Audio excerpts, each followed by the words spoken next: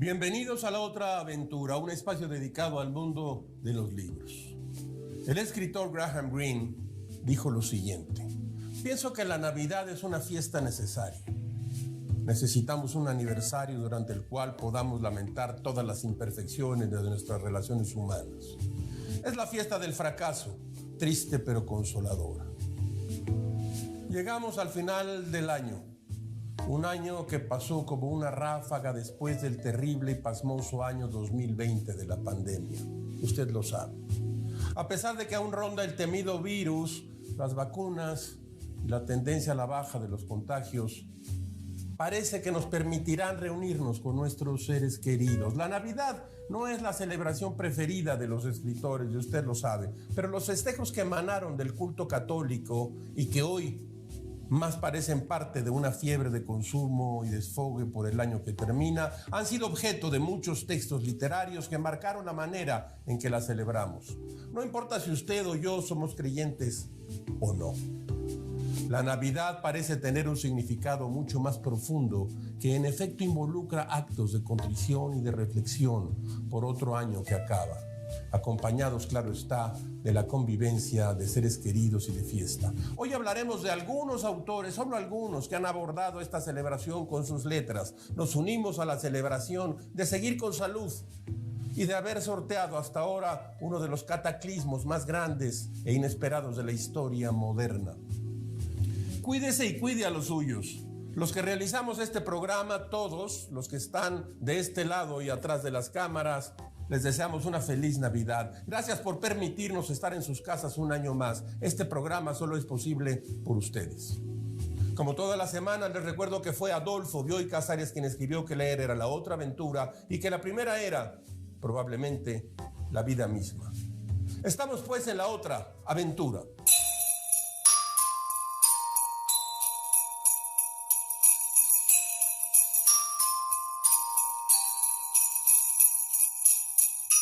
El pavo de Navidad era una difícil emergencia. Tenerlo crudo en la mesa nos avisaba a la familia de una misión casi imposible. Primero rellenarlo, luego meterlo al horno 4 horas, inyectarlo como si fuera un ser humano enfermo y esperar con la paciencia del santo Job. No era cualquier cosa. Se trataba de una pieza grande y cara. No se usaban las pavitas ahumadas que hoy en día adornan con modestia las mesas navideñas. Aquello era un pavo que hubiera inspirado un par de versos a Rubén Darío. El relleno del pavo era una obra de romanos. Mi madre y mis hermanas luchaban contra él a brazo partido. Lo abrían en dos sin romperlo para depositar en el lugar de sus entrañas una especie de carne molida con pasas y nueces. Aquello era dantesco. Era grande el pavo. Mi padre leía periódicos. Mi madre decía: vamos a llevarlo a la panadería. Por un poco de dinero en el horno del pan alcanzará la cocción antes de lo esperado. De lo contrario, nos vamos a comer a este animal en marzo. Como se decía en las películas mexicanas, cuánta razón tenía mi madre. A las 6 de la tarde del 24 de diciembre el pavo ingresaba al horno, todos en oración. A las 10 de la noche las preguntas se convertían en amenazas. Este año no cenaremos. Paciencia, decía mi mamá, falta mucho. Mientras, coman orejones. Recuerdo que meter el pavo al horno ponía a la casa de cabeza. Para mi mamá, el horno de la estufa era una de las cosas más peligrosas de la vida. Todos fuera de la cocina, se iba a encender el horno, pecho a tierra. Mamá encendía aquella hornilla con una larga trenza del periódico Excelsior de aquellos años. Le daba vuelta a la perilla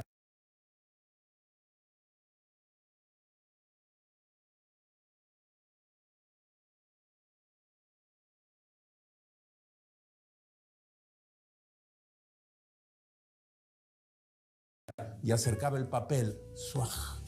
El fuego aparecía. Todos habíamos sudado de miedo. Mi madre y mis hermanas se retiraban a sus habitaciones y se ponían tubos en la cabeza para luego realizar un tremendo crepé, castillos en lo alto. La mesa de Navidad horrible, copas, cubiertos, servilletas, nadie tomaba vino tinto en esa época, una sidra quizás, y whisky Robert Brown's. Usted no sabe de esta marca porque es muy joven.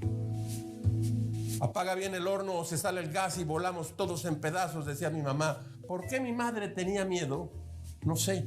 Pero a las 11 el pavo salía del horno y toda la familia se unía en una duda colectiva y unánime. ¿No estará crudo? Mi padre seguía leyendo los periódicos.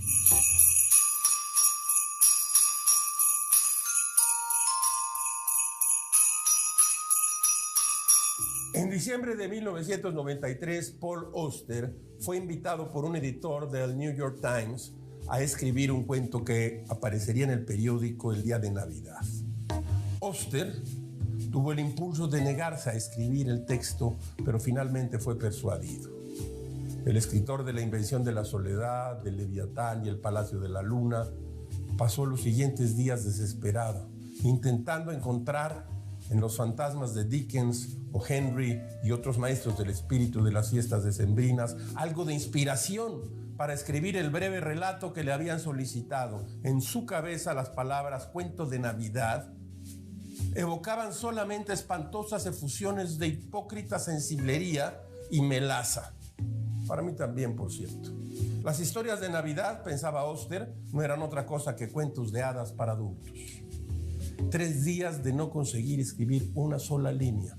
Auster salió a dar un paseo esperando despejarse. Durante su caminata aprovechó para pasar al estanco donde solía comprar tabaco. Allí se encontró con Oggy Wren, el hombre que trabajaba en el mostrador y que meses antes había entablado una atípica amistad con el escritor. Después de mostrarle su colección personal de fotografías, Auster le contó a Green de su apuro y este le dijo que tenía la mejor historia de Navidad, pero que solo podría contársela si lo invitaba a comer. Green y Auster fueron al restaurante Jackie's y tras pedirle el almuerzo, Green comenzó su relato. En el verano de 1962, un joven intentó robar algunos libros de la tienda donde Oggy trabajaba. Al ser descubierto, el muchacho salió corriendo dejando detrás su cartera. Dentro había solo una identificación que llevaba el nombre de Robert Goodwin. Meses después, en la víspera de Navidad, Oggy, y no tenía ningún plan para la cena, tuvo una idea disparatada. Al salir del trabajo se dirigió a la dirección de Robert Goodwin para devolverle su billetera. Allí se encontró con una anciana llamada Ethel que rondaba los 90 años. La mujer le invitó a pasar pensando que se trataba de su propio nieto, Robert. Oggy y la mujer cenaron un pollo precocinado, tomaron unas cuantas copas de vino y pasaron una velada agradable. Cuando Ethel se encontraba ya dormida en un sofá, Oggy pasó al baño. Allí se encontró con unas cámaras fotográficas de 35 milímetros. La tentación lo venció. Oggy tomó una de las cámaras, la guardó en su abrigo, lavó los platos sucios y salió del departamento. Meses después, dispuesto a devolver la cámara, Oggy volvió a tocar la puerta de Ethel. La anciana ya no vivía ahí. Oggy pensó que probablemente había muerto, lo cual significaba que su última Navidad la había pasado en compañía de un hombre que fingía ser su nieto. Tras escuchar el relato de Auster, le aseguró a su amigo que a pesar del robo, aquella fue una buena obra, pues la anciana pasó una última Navidad contenta, pensando que era en efecto su nieto. Después de discutir brevemente sobre lo ético y lo prosaico de aquel suceso, Auster dudó de la veracidad del relato, pero eso no importaba, pues el vendedor del estanco de tabaco había logrado sacarlo de su apuro. Este relato se encuentra en el libro Smoke and Blue in the Face, con un prólogo de Wayne Wan. Este fue publicado en Anagrama y luego Paul Auster se puede también encontrar en Planeta, justo en una muy bonita colección. ¿De dónde salió aquel hombre gordo que reparte regalos a los niños? Pues resulta que es una figura mucho más antigua de lo que podríamos imaginar. Su origen se remonta a Nicolás, un creyente que profesaba su fe, nacido en lo que hoy es Turquía y encarcelado por Diocleciano por confesar su fe, y finalmente liberado por el emperador Constantino. Luego de su muerte, el 6 de diciembre de 345, fue considerado un santo, patrono de los niños y de los marineros.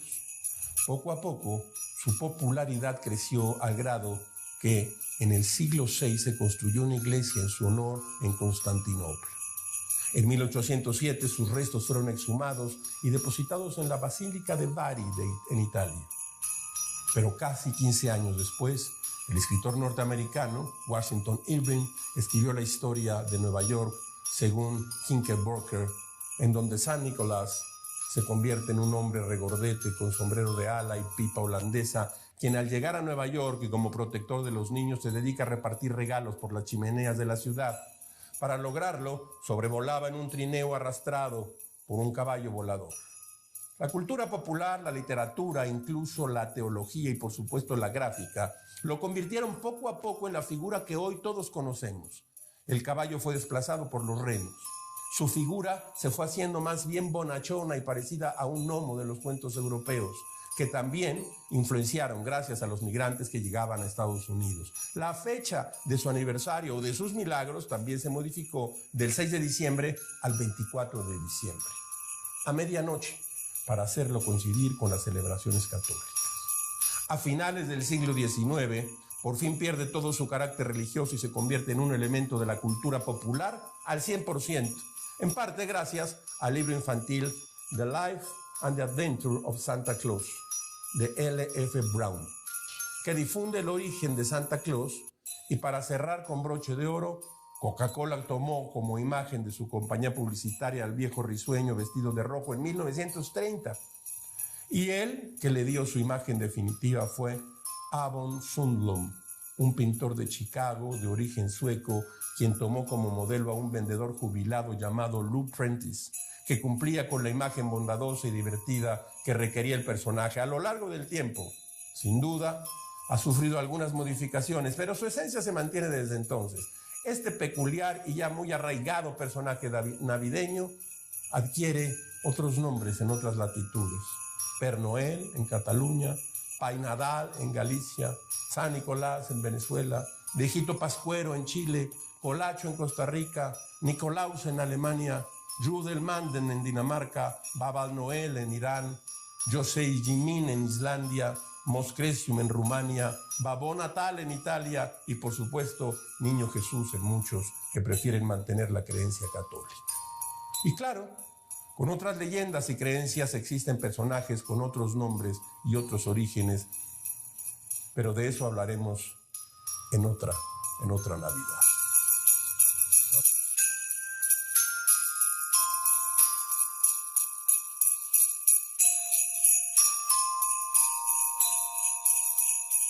En 1920, J.R.R. Tolkien trabajaba como profesor de lengua inglesa en la Universidad de Leeds.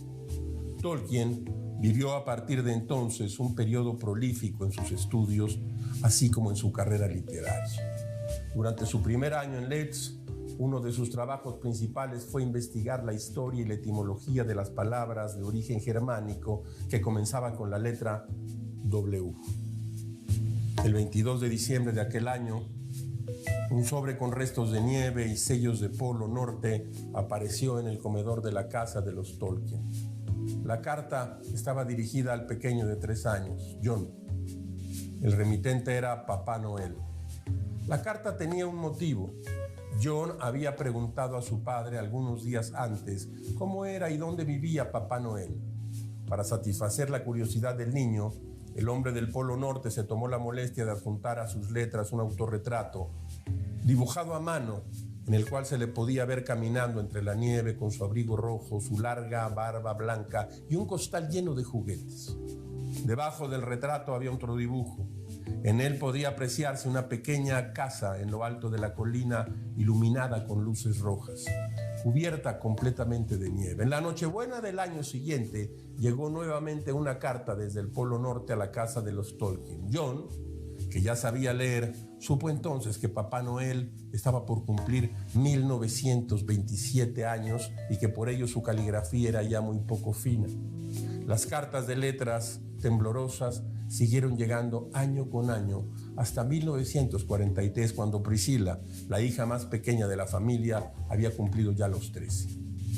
Tolkien fue añadiendo al paso del tiempo diversos personajes como el oso polar, que garabateaba al margen de las páginas, o el elfo Liberet, que escribía con trazos elegantes y fluidos para añadir vida y humor a los relatos.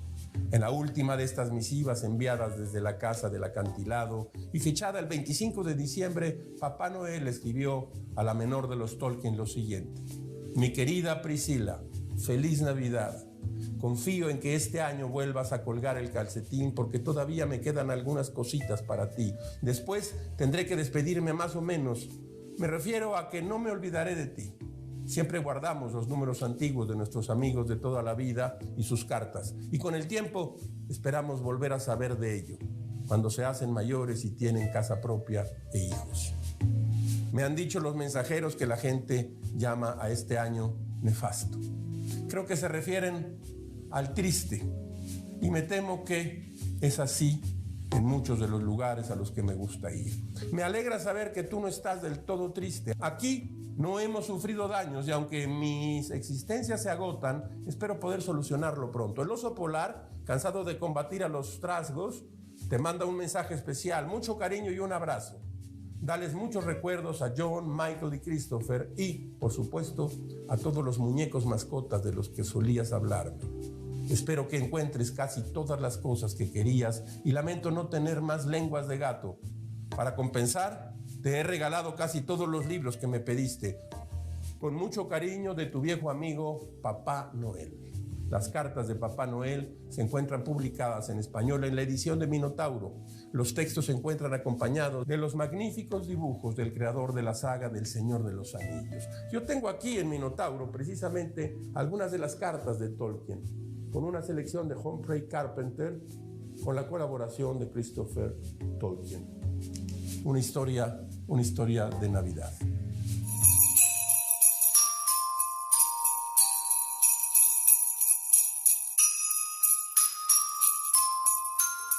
Nabokov dejó constancia de sus recuerdos sobre la Navidad.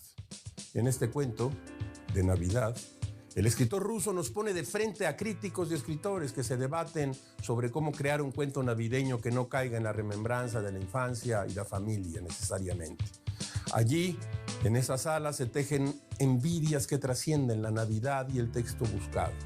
Nabokov le da otra vuelta de tuerca a los cuentos navideños con esta especie de tertulia que narra con maestría aquí su inicio. Se hizo el silencio.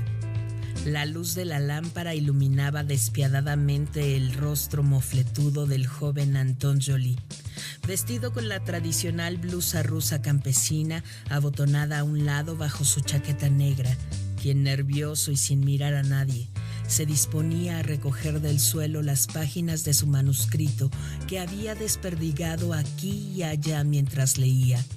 Su mentor, el crítico de Realidad Roja, miraba el suelo mientras se palpaba los bolsillos buscando una cerilla. También el escritor Novodvorsev guardaba silencio, pero el suyo era un silencio distinto, venerable. No era la primera vez que se veía sometido a este tipo de sesiones con sedicentes novelistas rústicos, ansiosos y tristes. Y tampoco era la primera vez que había detectado en sus inmaduras narrativas ecos que habían pasado inadvertidos para los críticos de sus 25 años de escritura, porque la historia de Joly era un torpe refrito de uno de sus propios temas, el del filo, una novela corta que había compuesto lleno de esperanza y de entusiasmo y cuya publicación el pasado año no había logrado en absoluto acrecentar su segura aunque pálida reputación.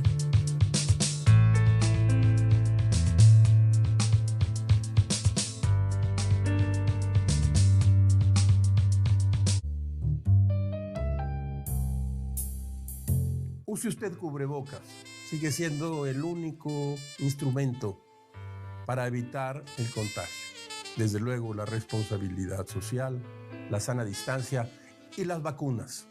Vacunarse ha sido la forma de empezar a derrotar al coronavirus. De la mesa de novedades, mire usted lo que tenemos aquí. Primero, el más reciente libro de uno de nuestros grandes escritores, Alberto Ruiz Sánchez, El expediente Ana Akhmatova. Este libro se me antoja muchísimo, lo voy a leer, me voy a tomar unos días de este diciembre para leerlo completo de pe a pa.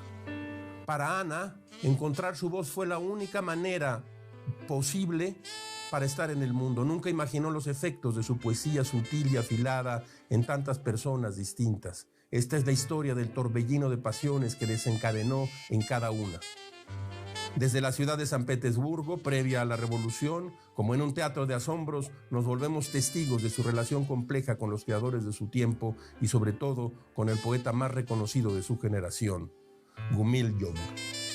Es un libro, una novela real, una novela de experiencias poéticas, una novela de los interiores fantasmales de los creadores. Publicada por Alfaguara, Alberto Ruiz Sánchez. Ha llegado también a nuestra mesa de novedades Pensar México 2 de Maruán Soto Antaki, ese escritor y ensayista que tiene un peculiar modo de ver lo que ocurre entre nosotros, y ese peculiar modo se llama crítica e inteligencia. Dice Maruán Soto Antaki: en el primer volumen de Pensar México intenté aproximarme a nuestra realidad desde el lenguaje, analizando el extravío de los significados a causa de un fenómeno enraizado en la mexicanidad.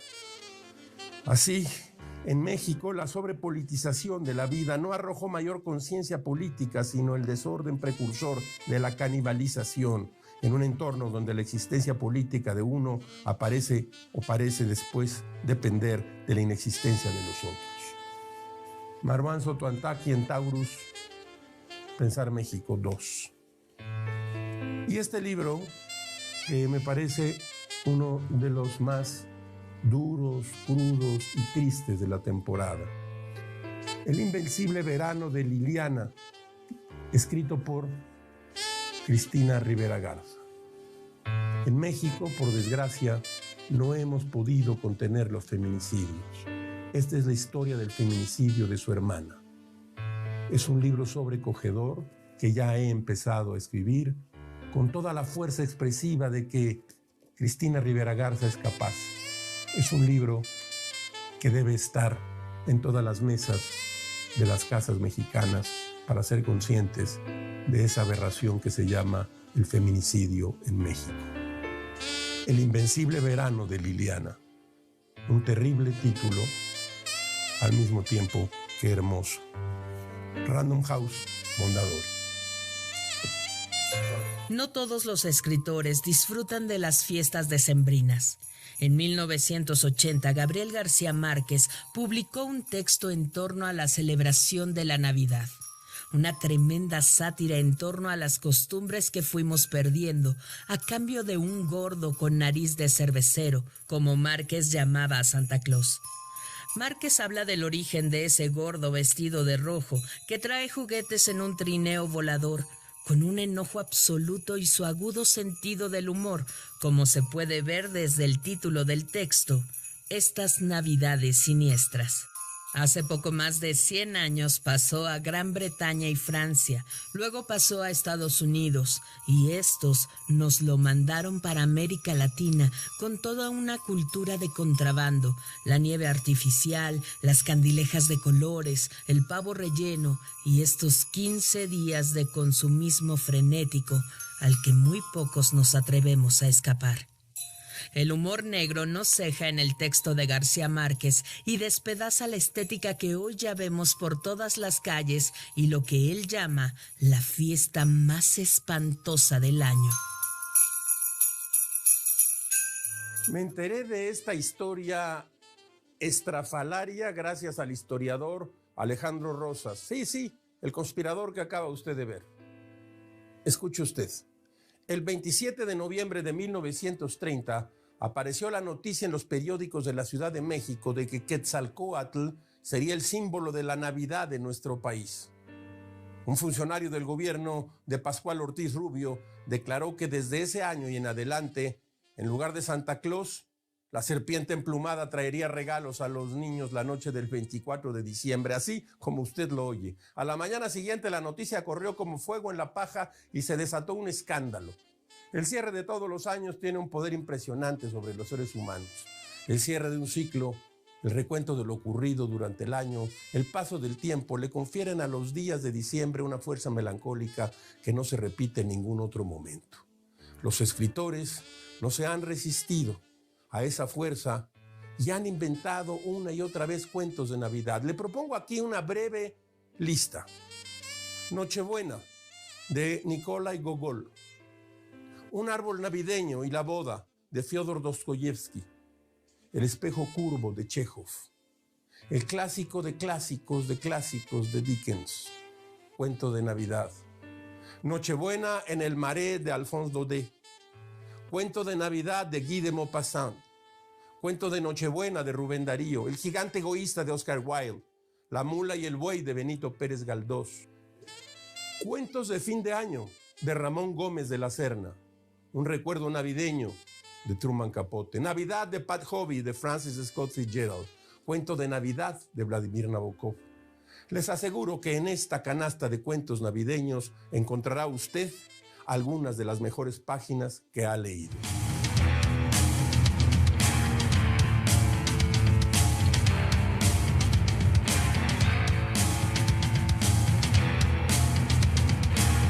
Como todas las semanas, usted encontrará aquí un espacio para la felicidad de las frases célebres. Escuche usted esta. No busques ni creas, todo es oculto. Fernando Pessoa. Hemos llegado al final de esta emisión y de esta aventura. Soy Rafael Pérez Gay y los espero aquí la próxima semana. Les deseo una feliz Navidad y un próspero año nuevo. Abres una puerta y aparece un mundo, eso es un libro.